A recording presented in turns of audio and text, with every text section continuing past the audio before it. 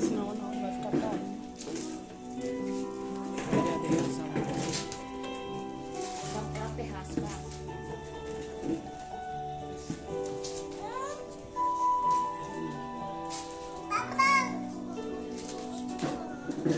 Amém?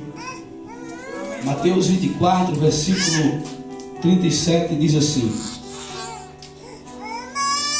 Eu vou ler o versículo 36 em diante, que diz assim: porém, daquele dia e hora ninguém sabe, nem os anjos do céu, nem o Filho, mas unicamente meu Pai.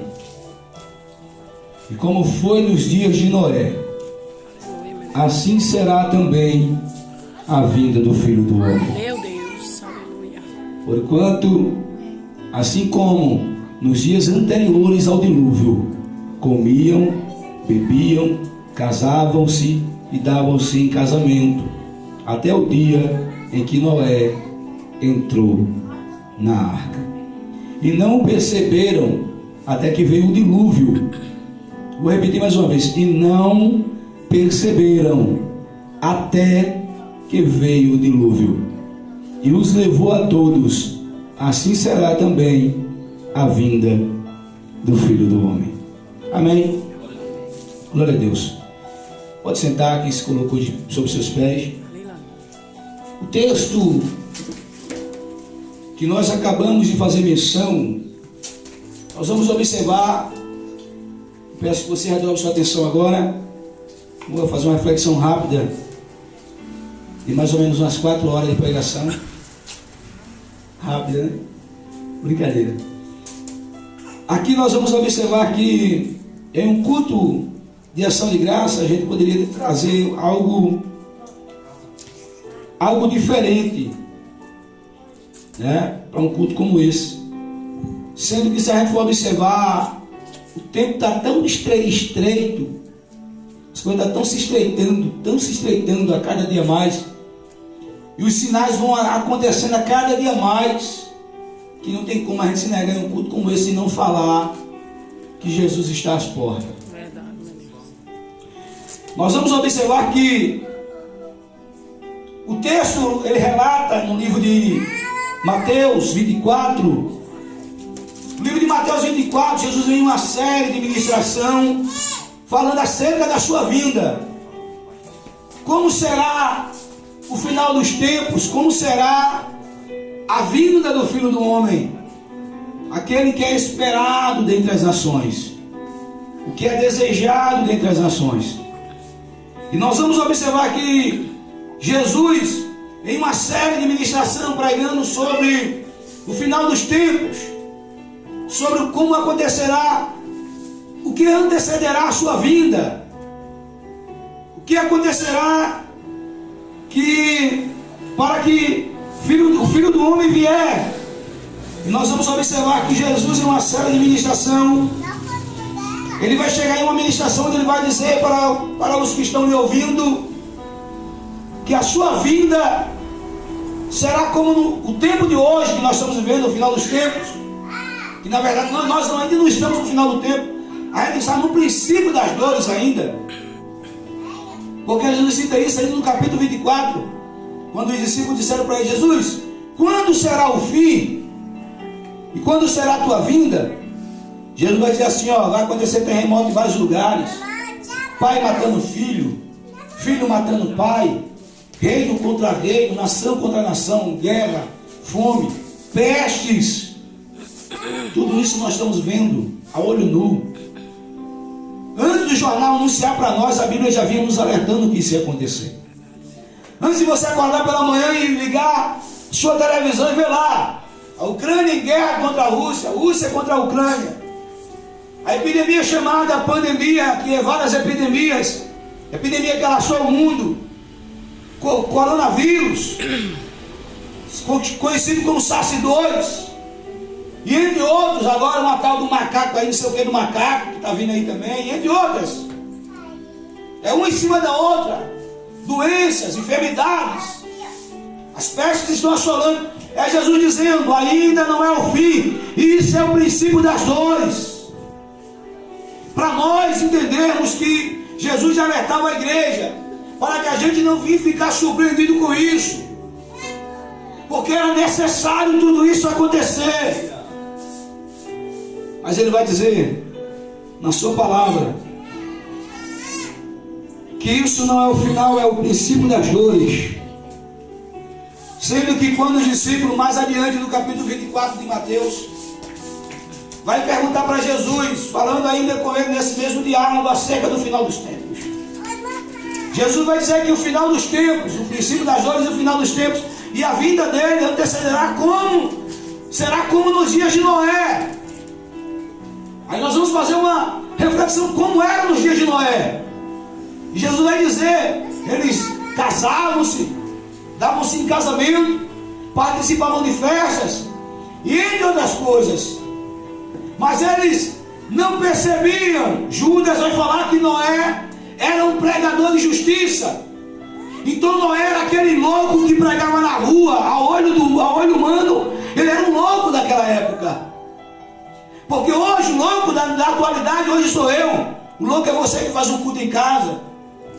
O louco é nós que dedicamos o nosso tempo a ouvir a palavra de Deus. Hoje nós somos o louco dessa época. Paulo disse que nós somos a escória desse mundo, o lixo desse mundo. Você está entendendo?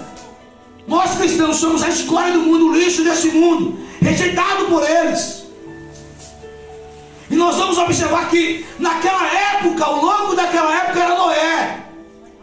Judas vai dizer que Noé era um pregador de justiça, mas pregar justiça naquele tempo e hoje é você ser taxado como querer ser santo. Você está entendendo? Para o mundo, certo é errado, errado é o certo. Se você pratica as coisas erradas, você é aplaudido. Hoje está assim. Quando a gente faz as coisas certas, dificilmente alguém chega e diz assim, ei, nota 10 para você. Aí nós vamos observar aqui, em Noé, nos dias de Noé, Jesus cita algumas coisas que aconteceram nos dias de Noé, para nós entendermos. Na época de Noé, Noé vinha pregando em uma época que não chovia. Pastor, se naquela época tinha plantas, como é que acontecia? Sabendo que Deus, quando foi criar as coisas criadas no universo, plantações, Ele não precisou de chuva. Ele não precisou de água para poder. Ele só apenas liberou a palavra dizendo, haja luz. Haja, que a terra produza semente segundo a sua espécie, que cada planta começa a nascer aí, começou a acontecer. As plantas começaram a vir pelo poder da palavra de Deus. Glória a Deus, aleluia, Jesus. E a Bíblia diz que a palavra de Deus ela é como uma chuva, que ela desce e ela vem com um propósito de fazer produzir aquilo para o que ela foi designada. Da mesma forma que a chuva vem, ela rega a terra, ela dá semente ao semeador e publicando. Da mesma forma é a palavra de Deus, quando é liberada, ela vem com o propósito de produzir em nossa vida o decreto de Deus liberado dos céus. Glória a Deus, aleluia. Então a nossa vida pode estar difícil, mas se Deus agora liberar uma palavra ao nosso respeito, não importa como a nossa vida esteja, não importa a quantidade de demônios que tenham se levantado, se Ele liberou a palavra vai ter efeito em nossa vida. Glória a Deus, aleluia. Nós vamos observar que, como nos dias de Noé, será a vida do Filho do Homem.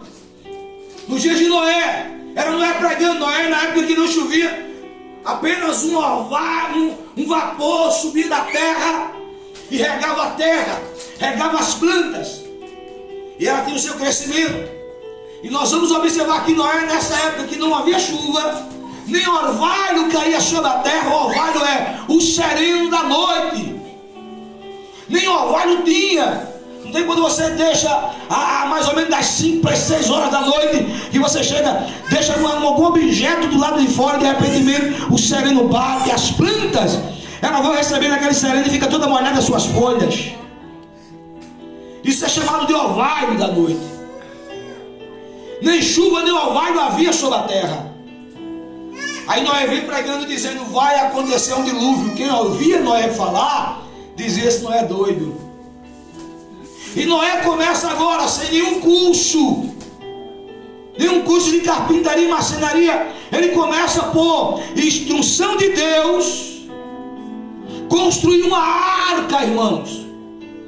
Um projeto que hoje, para fazer um projeto como esse, tem pessoas na área da especialidade que podem executar o serviço. Mas na época de Noé, Deus falando com ele diretamente, dizendo, Noé assim.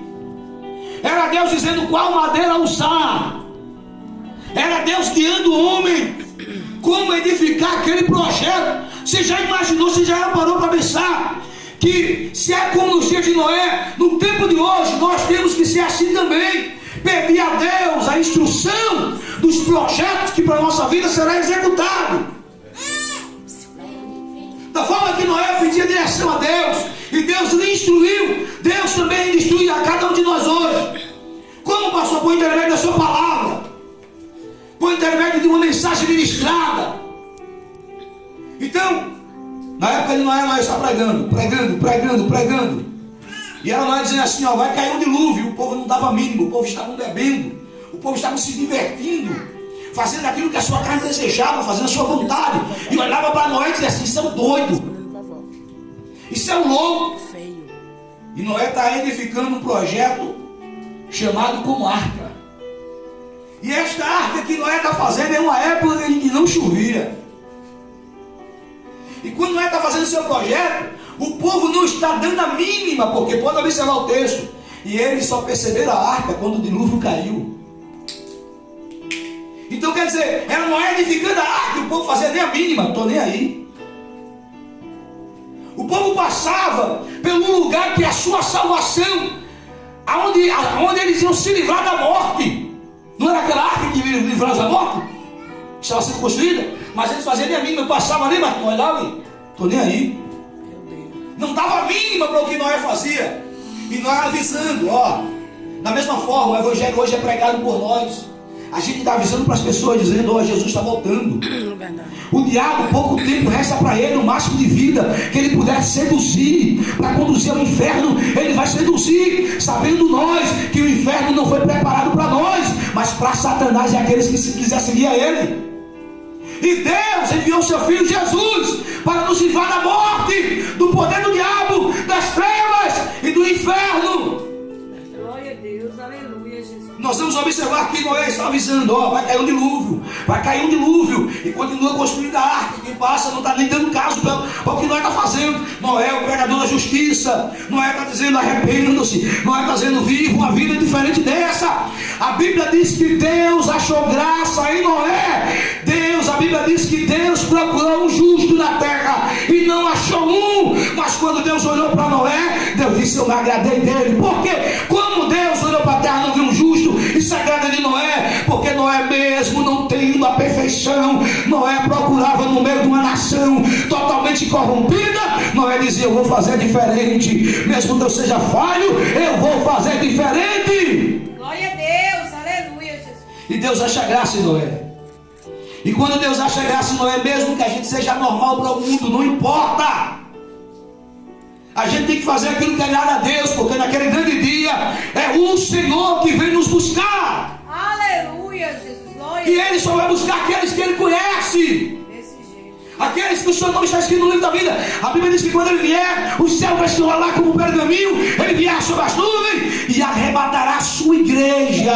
Igreja essa não é uma placa Assembleia de Deus, não é uma placa batista, não é uma placa presbiteriana. É uma igreja que foi lavada, remida, santificada e justificada pelo seu sangue. Glória a Deus. Aleluia.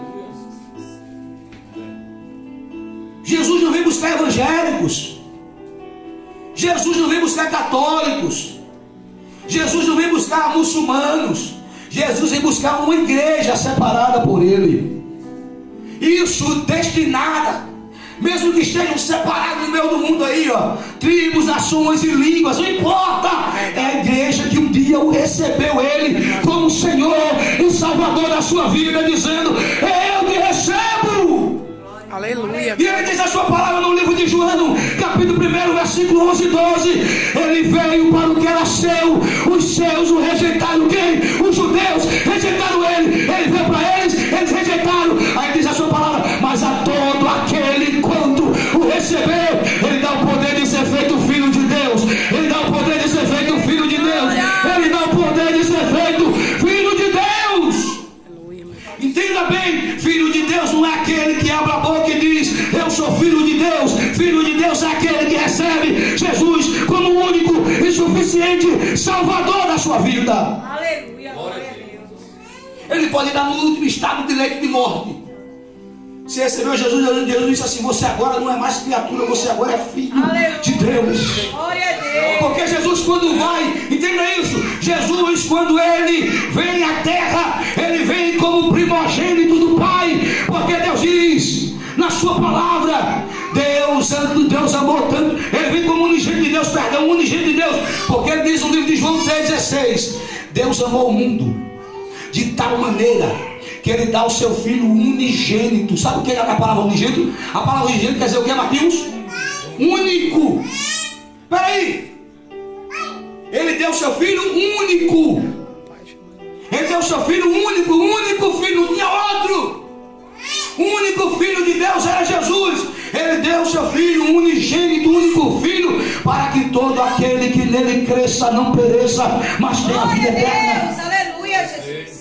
Então peraí, ele dá o seu filho unigênito. Quando ele dá o seu filho, ele entrega o seu único filho para ser entregue como sacrifício pelos nossos pecados, pelas nossas falhas. E quando Jesus está na cruz, ele vai ser morto, crucificado. E quando ele é crucificado, ele morre como unigênito de Deus. Mas quando ele ressuscita ao terceiro dia, ele ressuscita como primogênito do Pai. A palavra primogênito não é a mesma de unigênito. Unigênito é único, primogênito quer dizer ele é o primeiro filho dentre muitos que serão levantados. Só quem crê nesta noite, levanta a mão. A morte de Cristo nos deu acesso para se tornar filhos de Deus. Glória a Deus.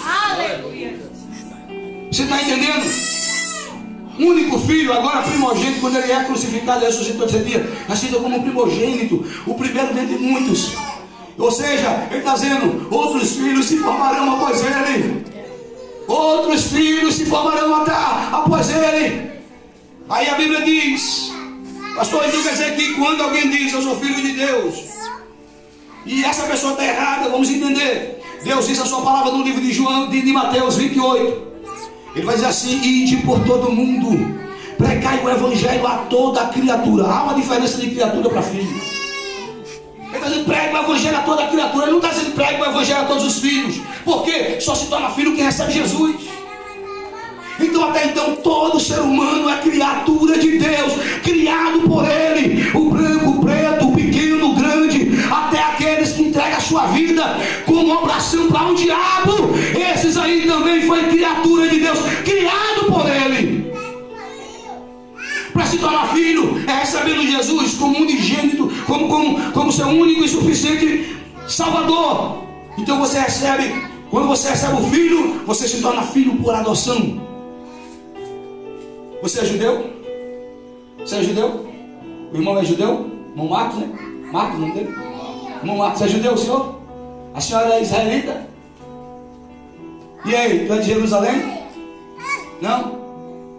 Tu é lá de Jezreel? É? Não, é? A gente somos brasileiros.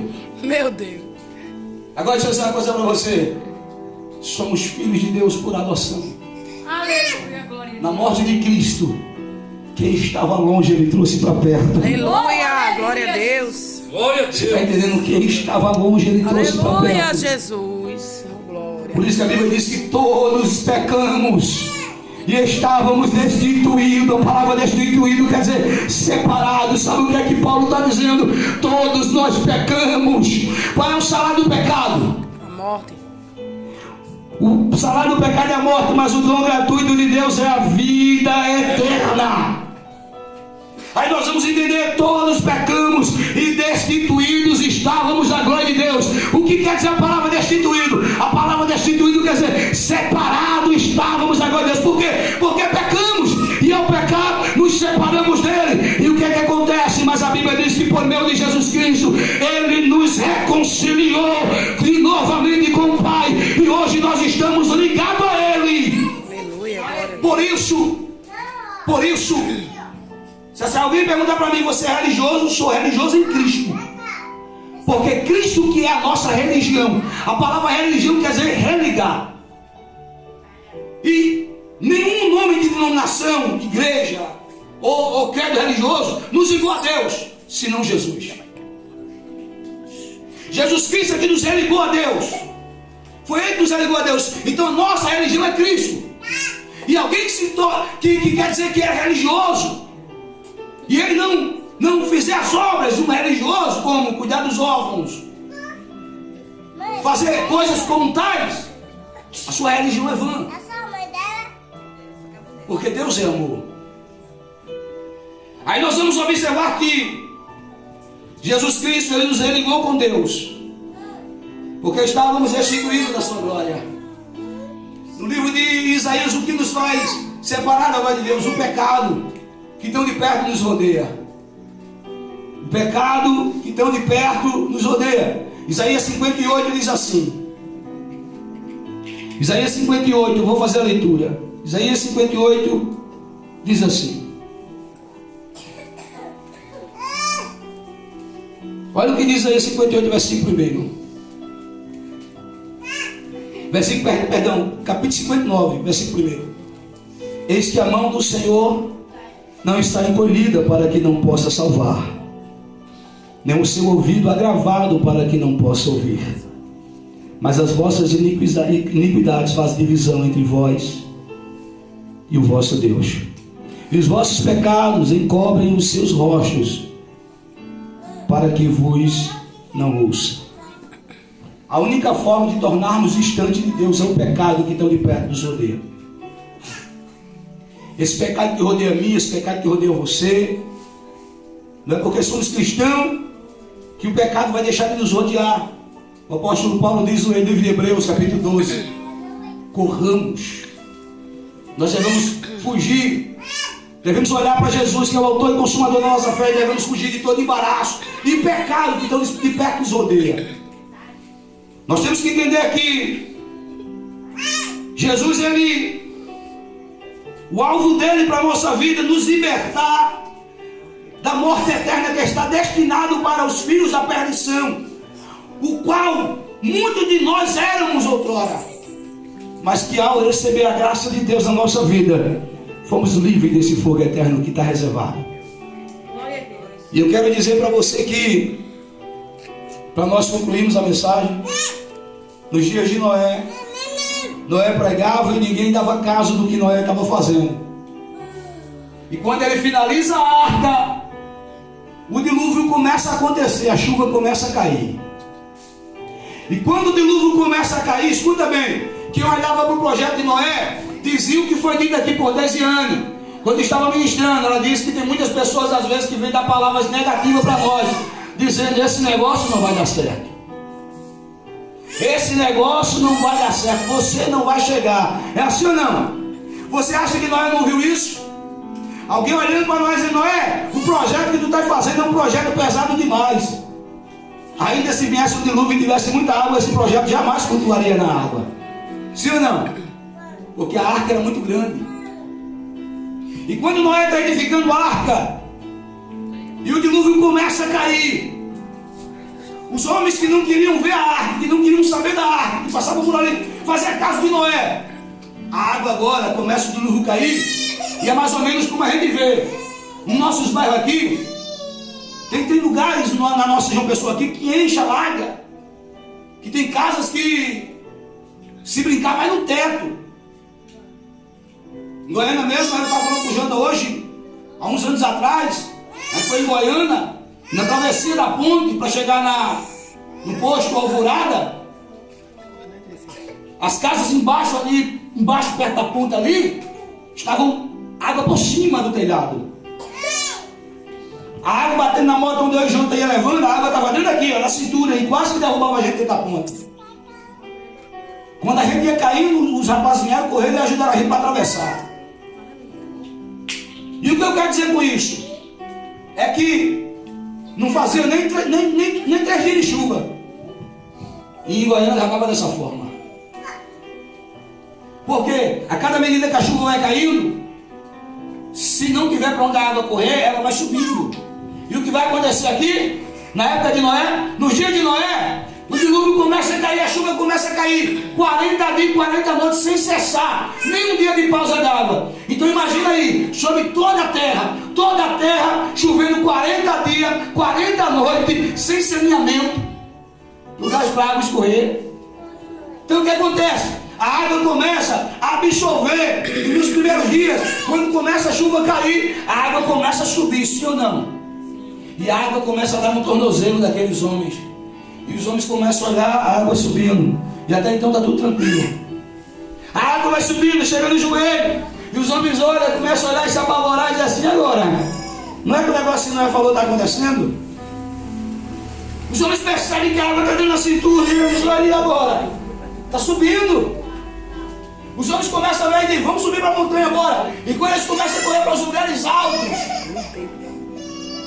começa pessoas agora a ver a água subindo no seu peitoral. E eles obrigatoriamente começam a perceber. Quando a água chega no seu peitoral e começa a cobrir os homens, eles obrigatoriamente começam a olhar para onde? Para a arca de Noé flutuando. Para o projeto que eles mesmos disseram: esse projeto não vai flutuar. Esse projeto não vai dar em nada. Aleluia, glória a Deus. Você está entendendo? E quando a água começa a subir,